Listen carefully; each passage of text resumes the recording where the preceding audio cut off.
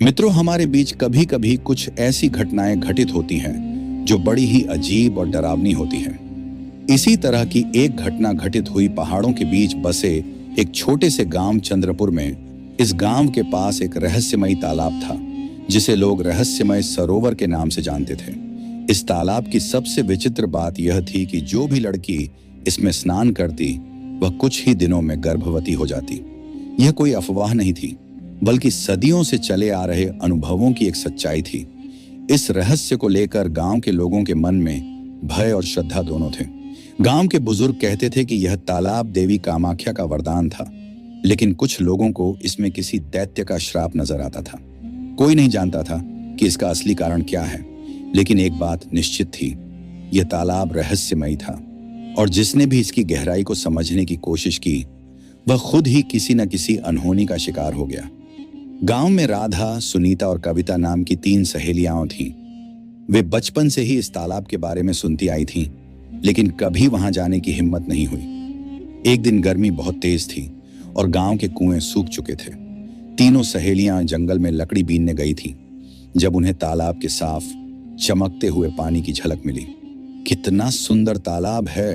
क्या सच में इसमें नहाने से लड़की गर्भवती हो जाती है? राधा ने हंसते हुए कहा, बिल्कुल नहीं, ये सब पुरानी कहानियां हैं। देखो ना, पानी कितना साफ और ठंडा लग रहा है। सुनीता ने पानी को छूते हुए कहा, मुझे डर लग रहा है। कविता ने घबराई आवाज में कहा, अगर ये सच हुआ तो? लेकिन राधा और सुनीता ने उसकी बात नहीं मानी और तालाब में उतर गईं। उन्होंने खूब मस्ती की, एक दूसरे पर पानी फेंका और आनंद लिया। कुछ ही देर बाद कविता भी डर छोड़कर उनके साथ नहाने लगी। उन्हें नहीं पता था कि उनकी यह छोटी सी गलती उनके जीवन की सबसे बड़ी घटना बनने वाली थी।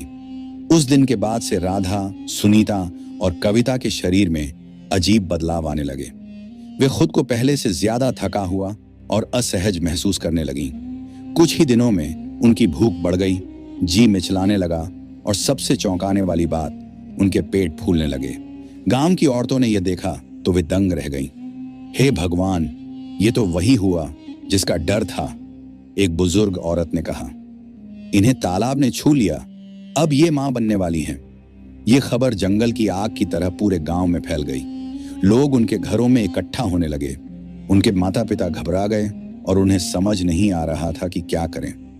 बिना विवाह के गर्भवती होना उस जमाने में किसी कलंक से कम नहीं था। तुम लोगों ने तालाब में स्नान क्यों किया? गांव के पुजारी ने कठोर स्वर में पूछा। तीनों लड़कियों के पास कोई जवाब नहीं था।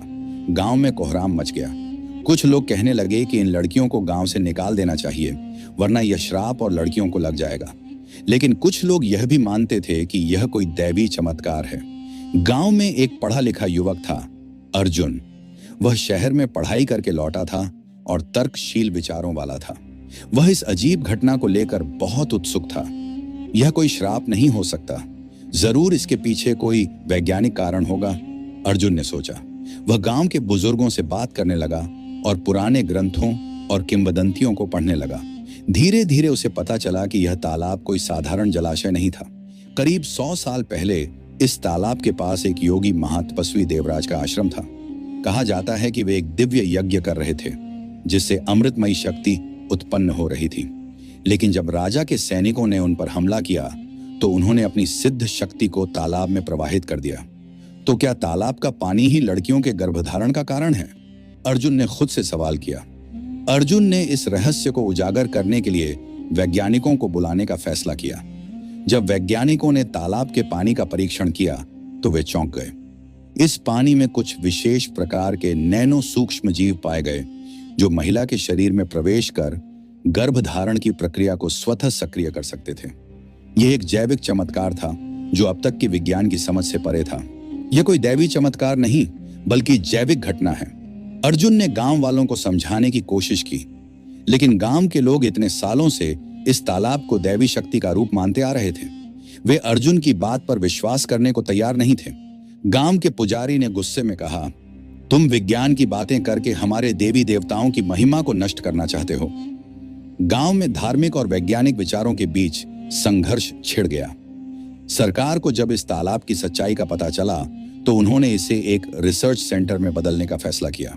गांव के लोग इससे बहुत नाराज हुए। वे इसे देवी का अनादर मान रहे थे। लेकिन अर्जुन ने गांव वालों को समझाया, यह चमत्कारी पानी मानवता के लिए वरदान बन सकता है।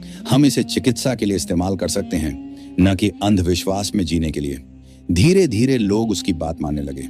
सरकार ने इस तालाब को संरक्षित कर दिया और इसके पानी का उपयोग चिकित्सा अनुसंधानों में किया जाने लगा।